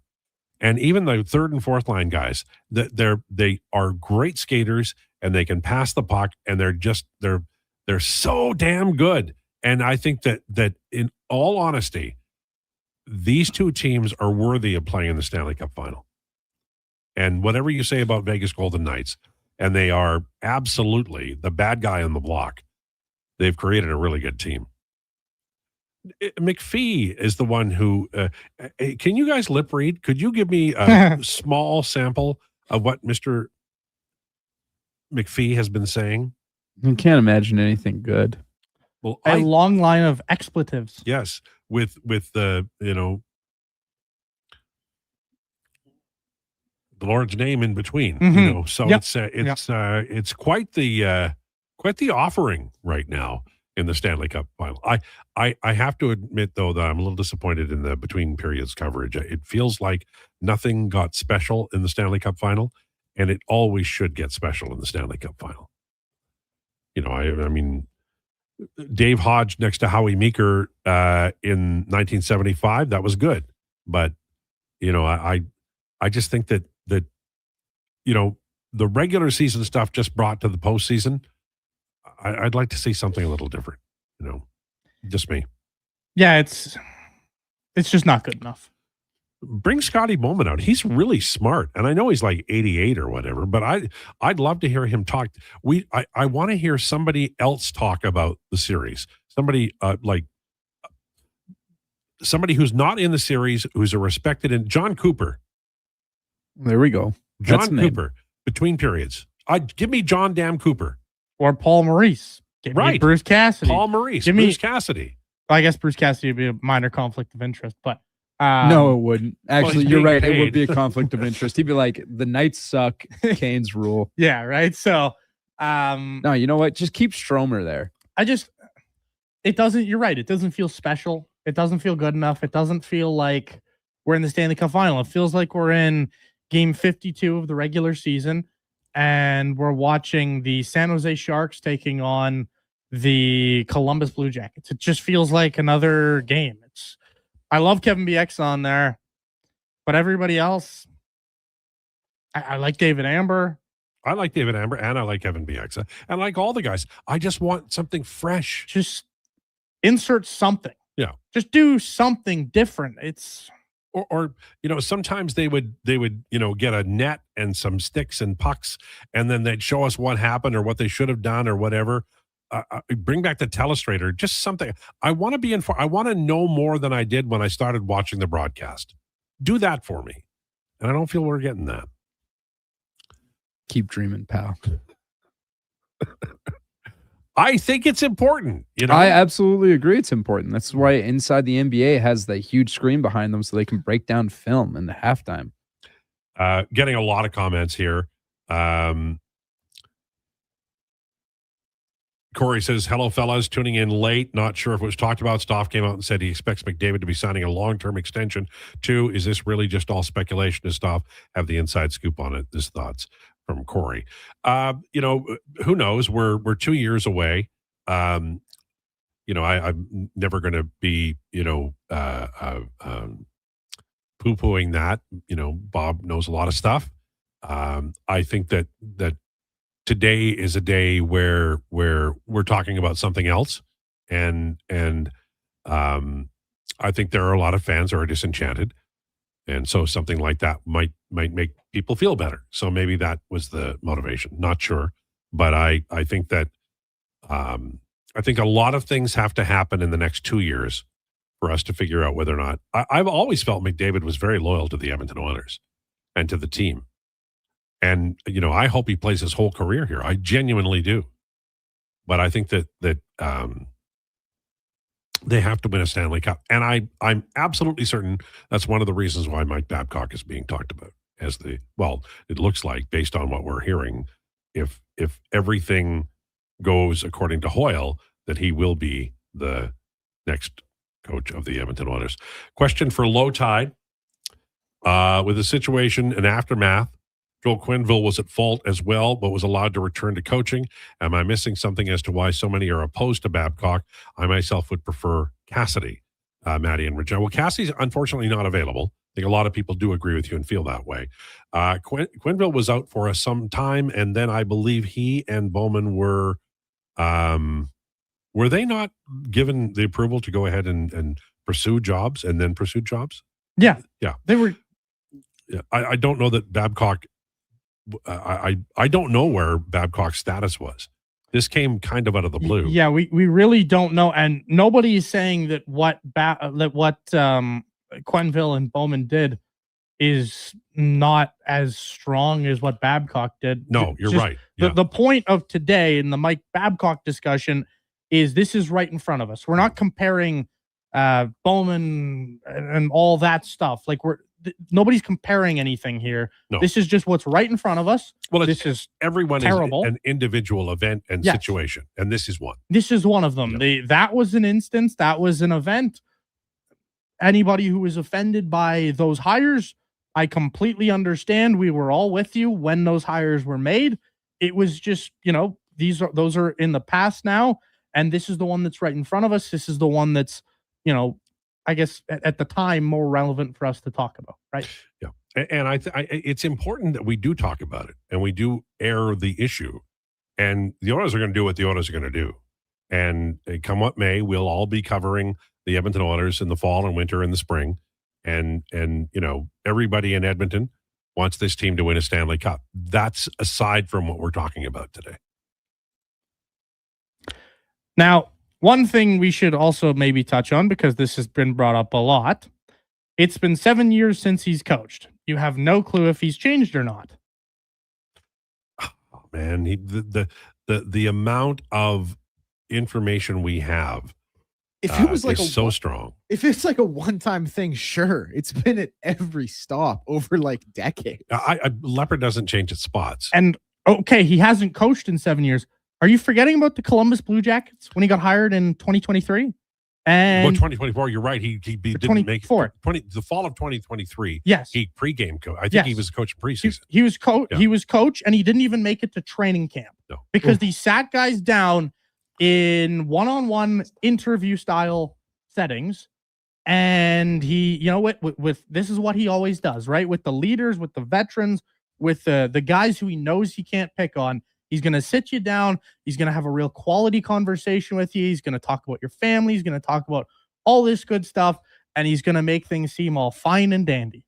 And then with the younger guys, with the fringe NHLers, with the guys he knows he can take advantage of, then he's going to get into the real good stuff, right? The stuff that he can power over you. He can abuse you through. If you think that what he did to Johan Franz and what he did to some of these guys is, just water under the bridge. If you think it's not real abuse, get a grip, get a clue, use your brain. How would you feel if he did this stuff to you? I guarantee you wouldn't feel good about yourself. Sean says people don't change. The best predictor of the future actions is past behavior, which is why we have a bank of lawyers just behind Donovan, because we know that Donovan is capable of. Look, this is as a broadcaster, this is a difficult day. In all honesty, we'd like to be talking about fun things, and I do appreciate people are texting in and saying, redemption, and I believe in all of those things too. I genuinely do, but I think that you develop a past, and that has to count for something, and it has to guide us in life. And so this is a situation where the Edmonton Oilers are based on all reports, absolutely willing to bring Mike Babcock into the organization, and they're just waiting, I think, for the NHLPA and the NHL to give the go-ahead, and then that will happen. And then this round of talks and all the things we've talked about will serve as a prelude to the questions that will be asked when Mike Babcock sits in front of a microphone and answers those questions. What are the odds they put the media availability either scheduled opposite of like a Canada World Cup game or on a Saturday? All good. Friday at 5 is also good. Anytime. I'd be stunned if they gave it like a legitimate normal time slot on like a Tuesday. Yeah, there's and the media avails are funny, like must attend media availability. When you go to when you're watching a media avail, pay attention to who asked the first 5 questions. Just pay attention. Just mark it down in your own brain part about who's asking the questions. Because a lot of times the first 4 or 5 questions frame the entire media avail. And I think there would be a little bit of that going on in this case. Do you remember the Evander Kane one? Yep. When he came here and how much he was grilled? Yeah. I'm expecting that, but taken to 11. And for good reason. We'll see. It depends on who asks the questions, and we will see. That will be vitally important. All right, we've gone late, as always. Lowetide on a clock. They're strangers.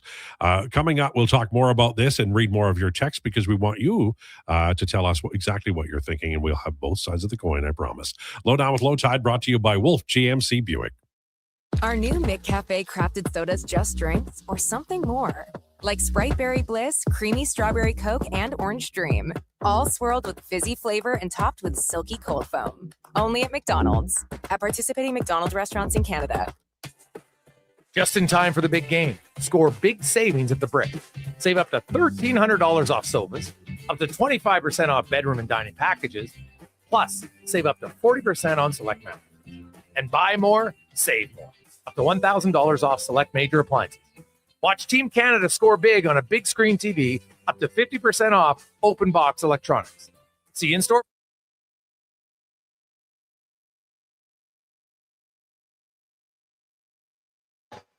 Shot clock winding down. Castle has to put it up. Bang! Stefan Castle from 3-point range. And it's a 7-point Spurs lead. Shot clock winding down. Castle has to put it up. Bang! Stefan Castle from 3-point range. And it's a 7-point Spurs lead. Shot clock winding down. Castle has to put it up. Bang! Spurs, because Webby's going to get a blow here in a few minutes. Another long 3-pointer. Lines it up and knocks it down. So smooth from long distance. Spurs. That's the only base runner so far, but Ernie Clements launching deep to left field. Sosa runs out of room. It's gone.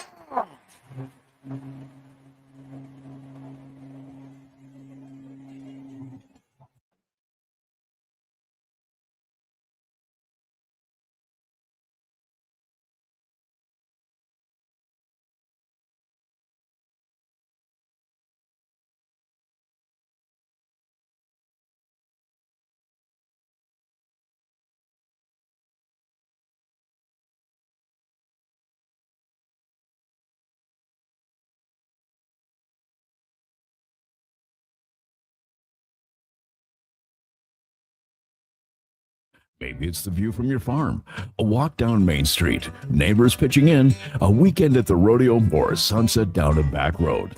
Share your photo to show why life in rural Alberta is a choice worth celebrating. Enter and vote at whatsyourshare.ca.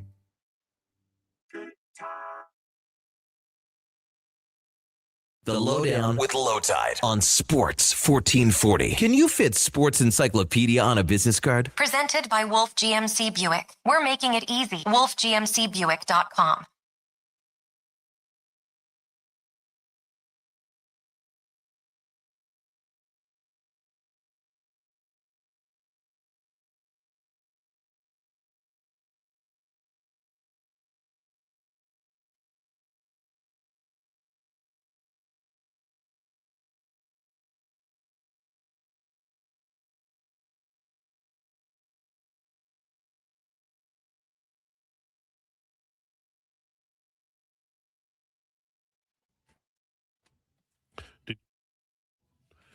It's the Lowdown on Sports 1440, brought to you by Wolf GMC Buick. Check them out, wolfgmcbuick.com.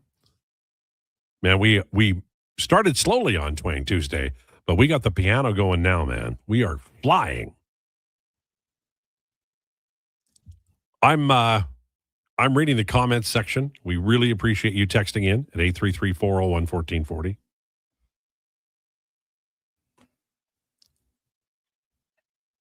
I'm reading it.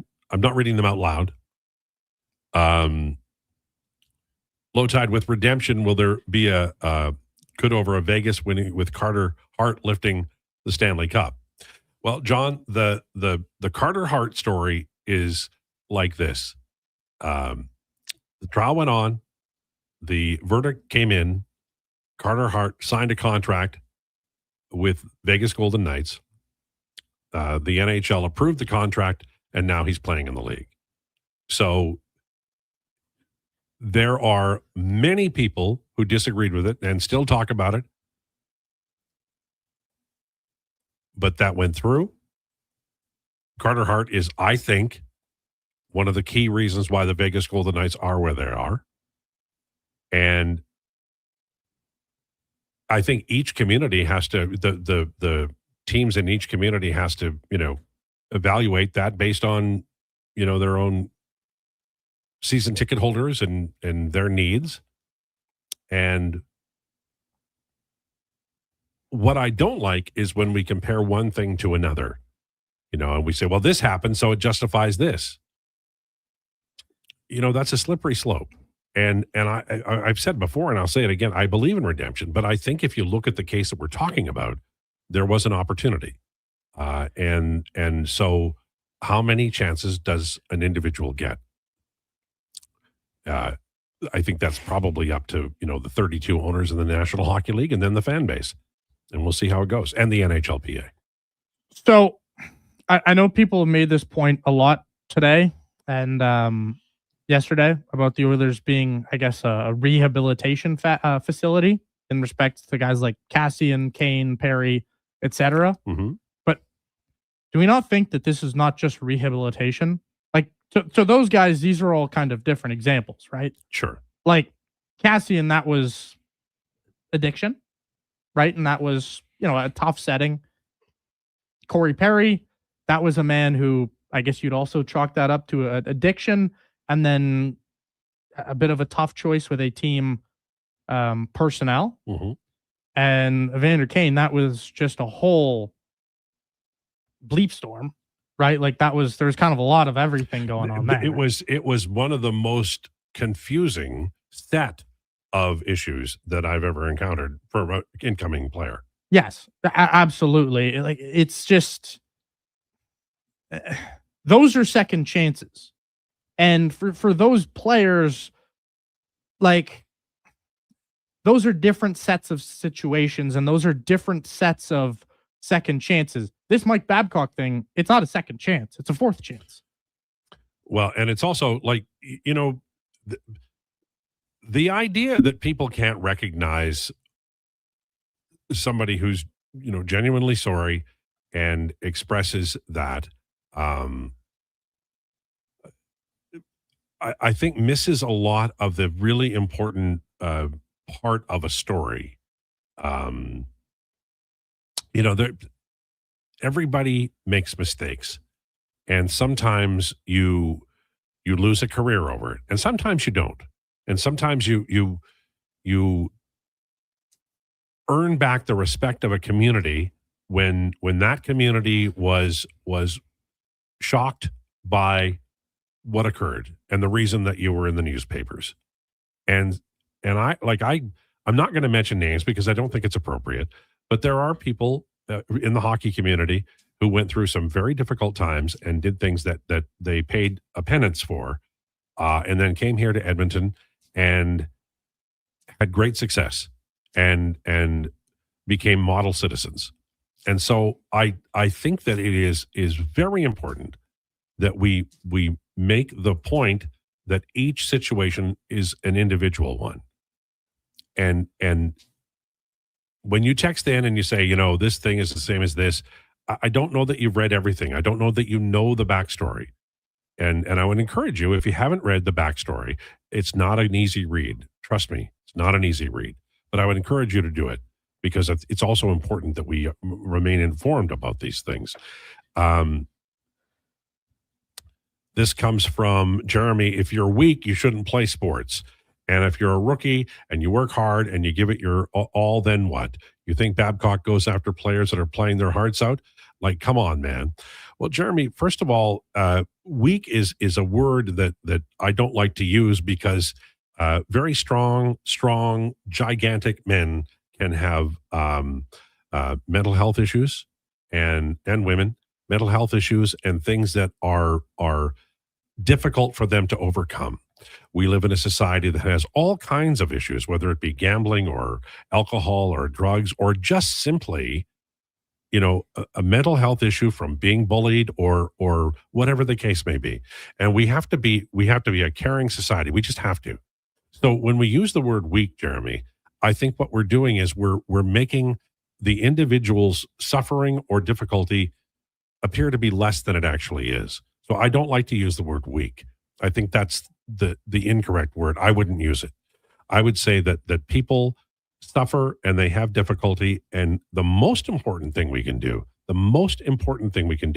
is to recognize it, to listen, to appreciate, and to respect them. Because it's very hard to admit that you have any kind of a problem. All of the people in this story who reached out and told their truth about it had a difficult time doing it and reaching that point where they did. And we must respect that. It's important in every story. And I think that you know, that's why we have an airing out like we are today. Because if you don't do that, then it's 1955. And nobody really should want to go back to 1955. Trust me. Maybe work ethic, says Jeremy. Sure, but we've talked about this before. I'm going to use Evan Bouchard as an example. Evan Bouchard looks either cool as a cucumber or completely disinterested, depending upon your point of view. You know, he's a guy who is calm and makes moves that are, you know, wildly dangerous along the blue line, and most often makes them brilliantly. Sometimes he doesn't. So it depends on your viewpoint. You are viewing Evan Bouchard and making a decision on him based on his play. Remember October of last year where everybody was mad as hell at Evan Bouchard? And then, you know, his play dictated how everybody felt as the year went by. So those decisions that are made by individuals based on what they see can have enormous impact on especially young players who are unproven. Evan Bouchard is a proven player. The Oilers need him to play in order to succeed. But there are other young players who need an opportunity to make mistakes and may catch the eye of the coach in a negative light. What happens after that? There's instruction, and then there's intimidation and bullying. That's what we're talking about here. You, as a coach, should be making everybody better. And Mike Babcock has made a lot of players better. We talked about Zach Hyman. But there's also this trove of information that we have that is in the public domain that suggests that the motivation tactics of this individual coach can be harmful. And that's what we're talking about. We're talking about people's lives. And as much as we talk about these guys as hockey players and as assets, they are human beings, and they're young human beings. I'm sitting with 3 young human beings here. And I would never, ever, if I saw any kind of abuse that was in the workplace that they were enduring, I would speak out about it, aside from me verbally, talking to them. And I think that everybody does do that or should do that. So that's what we're talking about here. We're talking about not the top end of the roster. We're talking about the history of the coach and what could happen. And if it's one player on the team, then that's enough, I think, for us to have at least pause. And it is not your decision, and nor is it mine. But it is something we could and should talk about. And to be real about it, for these guys who have taken the brunt of it, these guys who are, as Rachel mentioned, 13th, 14th forwards, 7th, 8th defensemen, these are all guys who are really just trying to make a living and support their family. And you're going to take the abuse because, simply put, like, you don't know how long you have in the league. You don't know how long you have to make your money to set yourself up, and you're going to take it. You might be a person who's really strong mentally. You might be a person who usually stands up for yourself. But when confronted with, it's not that easy. And that's the situation where you've had all these abuse situations. They stem from the same type of thing, right? Where you take it because you just got to support your family. Maybe you got a young kid at home. You don't know what the reality of what's going on in these guys' lives. You're playing your dream. And you're playing your dream, and you're trying to live it. And you see how it happens.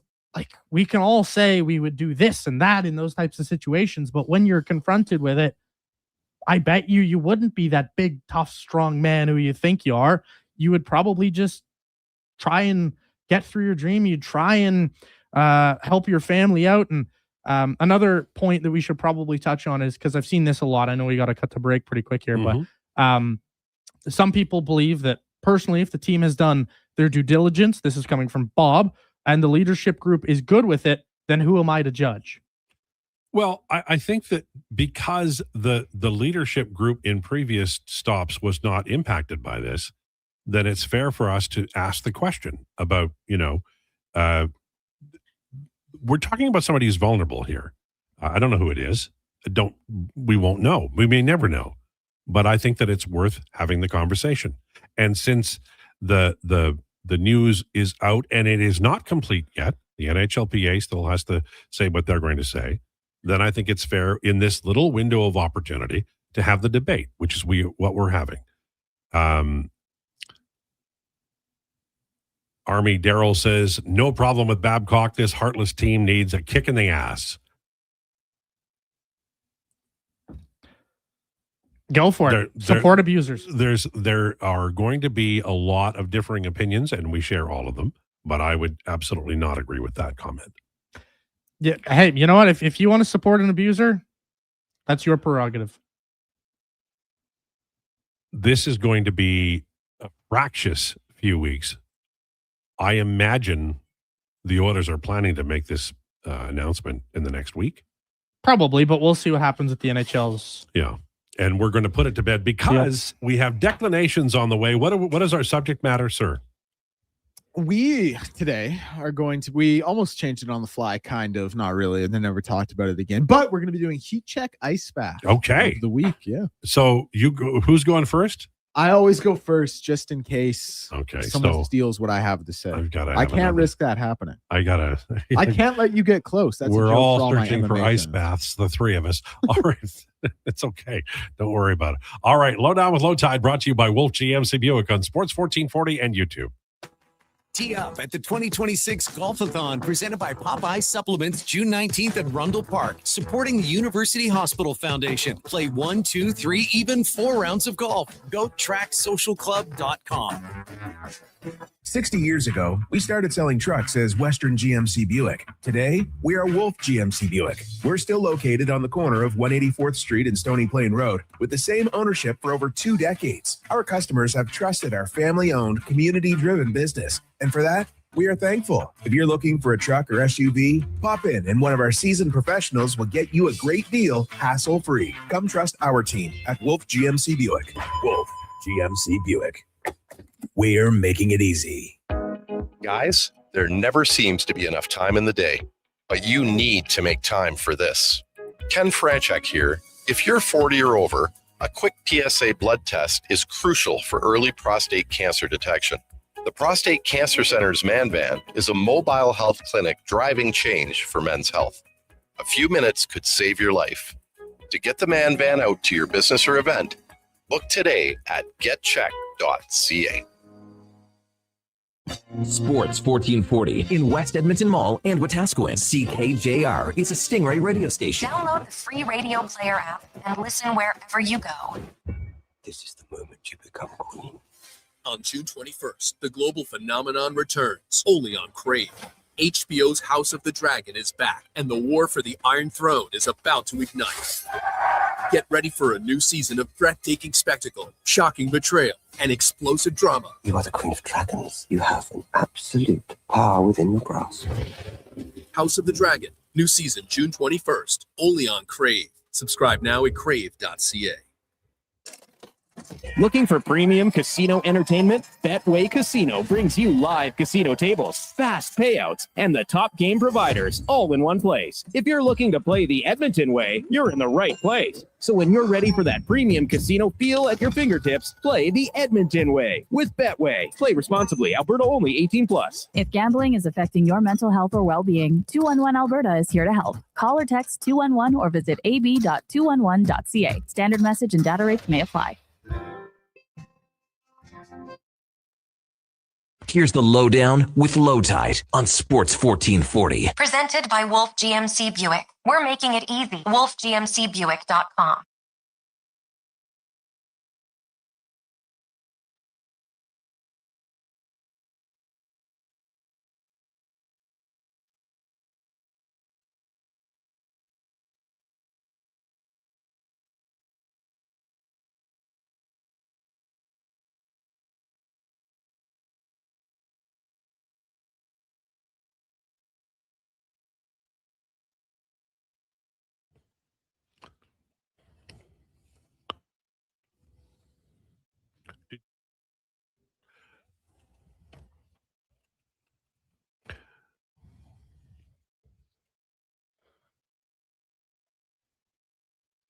It's the Lowdown on Sports 1440.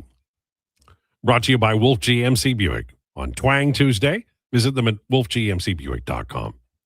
It is time now for Declinations. Brought to you by the Edmonton Elks. The Edmonton Elks home opener, June 20th. It's going to be big. Lock in your tickets right now at goelks.com/tickets. All right. It is time for Heat Check Ice Bath. Heat Check Ice Bath. We should put that into a splitter. That was bad. I'll pull the recording later. All right. My heat check of the week is the Edmonton Oilers. You have made the best decision in the 3 years. No, I'm just kidding. No, my heat check this week, I wanted to kind of take it a fun direction, go something other than sports, but there was a really cool story. Serena Williams comes out of retirement, been away from the sport for 4 years, 44 years old, and she won her doubles match today at the HSBC Championship with Canadian Victoria Mboko. They beat the third-seeded doubles pairing of Rootliff and Melissa Martinez. Very, very cool. Obviously, one of, I think a lot of people consider her the GOAT of women's tennis, one of the best athletes ever. So to see her come back at 44 years old and win that doubles match, very cool.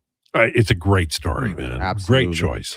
And my ice bath of the week, it's kind of a weak ice bath. It's not. I didn't have a great one for this one outside of the obvious. It's not even an elephant in the room because we've shot the elephant with about 8 tranquilizer darts and it's down on the ground. But the one I wanted to bring up that, again, not really an ice bath, just kind of funny, is the base camps for the FIFA World Cup teams. Like, let me read you a couple of them because there's nothing really wrong with it or anything. Like, you need somewhere to train, but it's just hilarious visuals. Like, Spain is in Chattanooga, Tennessee. Perfect. Makes perfect sense. Germany is in Winston-Salem, North Carolina. Egypt is in Spokane, Washington. You got teams chartering like Southwest Airlines flights to get to places. It's just a hilarious visual to think of a guy like Mohamed Salah in Spokane, Washington, or Lamine Yamal in Chattanooga, Tennessee. So that is probably having a blast. Yeah, no, listen, beautiful little towns. It was just funny to kind of think about. Yeah, no, it's true. A little bit off the track compared to their normal life. Yeah, a little different. I guess it's me. Heat check this week. There's a lot of negatives about social media. Too many to get into at this point. But some of the positives is you get to see how talented people are. Now, I did come on here one week and say that my heat check was the artists on Twitter that do stuff for Sports Game. It's a different one this week. I don't know what they're feeding editors on TikTok. Buddy, I thought you might go that direction. And are you onto something? Are you ever onto something? So New York editors, evidently, people that are Knicks fans from New York or not, have been making edits of Jalen Brunson to the theme of, or to songs from Hamilton. And they've been absolutely fire. I cannot lie. I love this. They have been so fun to watch because like they're just like, it's just like it's centered around Jalen Brunson and it's just sick Jalen Brunson highlights. But then also you're like, Hamilton's a good musical. Like the music is fire as hell. So never saw it. It's really good music. You need to get on it because it is fire. My ice bath this week, we are also sticking in New York. And we're going to a place where there's a lot of felt on a certain block, Sesame Street. Elmo is a fence sitter. Says he just for game one, he said, I hope both teams just have fun. New York did not like this. So they have renamed Sesame Street temporarily to Rocco Street. Now, for those of you that aren't as well versed in Sesame Street anymore, because we're old, you're older, and you like maybe the grandkids aren't hanging out, or you don't have grandkids yet, and your kids are too old. Rocco, apparently, I only know this because of TikTok, is a different Muppets pet rock, and Elmo feuds with this rock named Rocco. Nope, it's just a rock.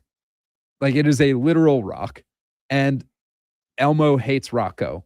So they have snatched Elmo's chain and changed his street name to Rocco Street in Knicks colors because I believe I have their post right here in my bookmarks. But that's what Elmo does. Everybody have fun. That's the deal. NYC DOT, Department of Transportation. Their tweet says, "This is for one certain fuzzy little fence sitter," and then pulled off the sign that says Rocco Street where it did say Sesame Street. Wow. Okay. I like the one where the guy goes, my this is this, my this is this, my this is this, Nixon 4. Yes, exactly. Yeah, my mayor's Muslim, my bagel's Jewish. That's right. My Dior's Christian, Nixon 4. That guy's fabulous, and I know he's already famous, but it's really good. But yeah, that's mine this week. All right. My heat check for the week is, I'm just going to go. He doesn't even have one. He's too fired up at the text. I really don't. But I'm just going to say Brandon Valenzuela. I know you wanted to get to him a little earlier in the show. He's got to play, right? Like I love Kirk, but come on, this guy is hitting a home run every 2 games. He's hitting, and he is, he's been one of the bright spots of the Jays season so far. The guy, for those of you who aren't really aware of Brandon Valenzuela in terms of actual value to the team, WAR, which I'm not a huge fan of all the time, but he is tied for second on the team in WAR as for position players after 3 games or something, and he's only played in 44 games, which is nuts. So This is a guy who's 20% above the league average hitter. He's got himself 7 homers. He's hitting .252. Like, this is a guy who's a backup catcher, and he's going off. Now, granted, small sample size, so, things could go wrong. But they needed a lift, and they got one. They needed a lift of some kind, and he's really kind of helped the Jays through a portion of their season where they've been kind of up and down and struggling. And Dylan Cease is also back now, too. So those are 2 positives for you on a day where we've been pretty bleak. Yeah, no, those are both really Wait, positive. it's been bleak today? Sorry, I haven't really been paying attention. Did you do both? No, I'm just ignoring we've talked enough bleakness today. All right. My heat check is the Edmonton Elks. They needed to win in order to send a message to the fans, and they did it. An exciting team. They've got an early MLP candidate in Justin Rankin. They're exciting to watch, and they're worthwhile. I love the Canadian Football League. Honest to God, it is such a great league. But you have to have the town team winning in order for it to matter to everybody. And that win, I think it's the first win in the first half since 2019 or some damn thing. It's been a long time. So congratulations to the Elks. You are my heat check. Keep on rocking in the free world. And Declan is doing a great job covering them for Elks Nation. And I'm feeling good about the entire story. Hope it continues. Ice bath. The NHL coverage of the Stanley Cup this spring. Folks, this is a classic final, but you'd never know it if you watch the between period stuff. I want a new Howie Meeker. Somebody to get excited about these passes and the great forecheck and about the smothering forecheck and the coverage, which has been good. Goaltending hasn't been perfect, but this has been an outstanding Stanley Cup final. We're 3 games in, almost halfway, and I just feel like the essence of this series is not being captured between periods. The between periods right now is like refried beans. And I like refried beans, but not all the time. So get me a new Howie Meeker. I don't care who it is. Honestly, I don't.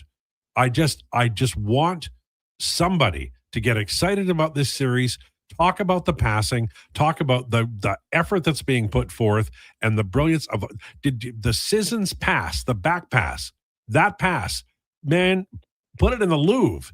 And we should be talking about these great players playing at the absolute pinnacle of their game for the Stanley Cup and getting excited about them. And I just feel that everybody is just kind of doing what they do and showing up and saying things until the camera goes off. And I'm disappointed. And I had to express that because the Stanley Cup final for me is a big damn deal. It always is. I watch it.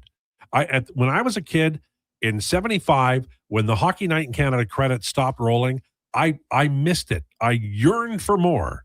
And nothing about the coverage right now makes me yearn for anything. The hockey is brilliant. The coverage has to pick it up. And honestly, it's infuriating. It truly is. And I can't go down there and make you put Craig McTavish or John Cooper or any of those cats on television to talk about the game and get excited. But I hope somebody does do that because you're not really involved in a classic series. Nobody's going to remember what you're saying. Stop it. All right, I'm done. Hey, worth it. Also, you're right. The Stanley Cup is a big damn deal, as is the Super Bowl, as is the World Series, as is the NBA Finals. Your coverage should be and is supposed to be different. Special, big, large. Because it is the biggest part of your sport. It's an event. Yes. It is an event, and it should be perceived as such. I mean, it is, in theory, best on best in the league. And this year, the players are doing their part. Just, I don't know. And to me, one of the big things, you compare other sports. So, like, if you remember back to that Jays-Dodgers World Series, go look at that. Go look at some of the panels that were covering that. There were stars in their sports on those panels. And now, granted, some of these guys, they're genuine employees and they're with them year round. But then they also get to interview the athletes afterwards. And you looked at the panel of Big Papi and Derek Jeter and A-Rod. That's a huge panel filled with massive stars in their games. And then they bring over, the hero of the game afterwards. And you'd see Ernie Clement up there. You'd see Vladdy up there. They'd see all these athletes, and that makes the panel feel special. And Vladdy was a star in that series after the game for what he was doing, right? Like, exactly. We need that. The Yankee lose. Exactly, right? And the NHL just kind of lacks that, and there's no pizzazz or personality, and it's disappointing. It is disappointing. It's a bunch of robots kind of going through the motions is what it feels like. It feels like the game is exciting. It's a Stanley Cup final. And then the coverage is like, it's Tuesday, November the 8th. Here we are, just talking about it's just another day for them. No, they're close to their summer vacation. Well, I don't, the producer, somebody has to liven it up. I would like to see that happen. Get Lansky back in the truck. Yeah, bro. Let's do it. Run it. By the way, don't tempt him. He will. Yes, by the way? No. It was going to be off topic, so never mind. Okay. Does he follow you on Twitter yet? No, he doesn't. And I don't think he ever will. And honestly, I'm probably going to have to just unfollow him. I'm probably going to have to cut ties, and it's going to be a pure business relationship moving forward. But, here's the funny thing. Does Spec follow you yet, by the way? Oh, goodness, no. When you unfollow him, he won't notice. Old people just don't notice that stuff. I had a guy once to say, I unfollowed you. And I'm like, oh, I had no idea that people unfollowed you. You have like 70,000 followers on Twitter. Have that many. By the way, the Costa trade still didn't happen, eh? No. On Twitter yesterday, it was like, it's the 5-4, and now it's not happening. You kids out there, don't believe what you read. Until you see Elliot or someone subsequently of his stature tweeting it out. Sorry, I ain't buying it. All right. We are done. Some of us were done before the show. Also, maybe Costa didn't want to come here. This just came in from Cap Dad based on the Mike Babcock news. That might be valid. I don't think he's in a position to refuse a trade, but, it's a good theory. All right. Jason Gregor on the way. Please enjoy your day.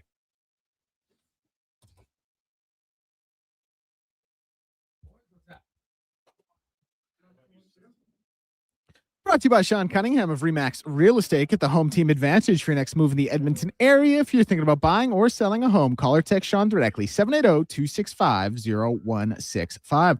News from the sporting world as the Minnesota Wild have signed pending UFA Michael McCarron to a 6-year deal with a $3.3 million AAV. Noah Hannafin and Braden McNabb both expected to play for the Golden Knights in Game 4 tonight. That game, of course, with the 6 p.m. puck drop, Vegas leading the series 2-1.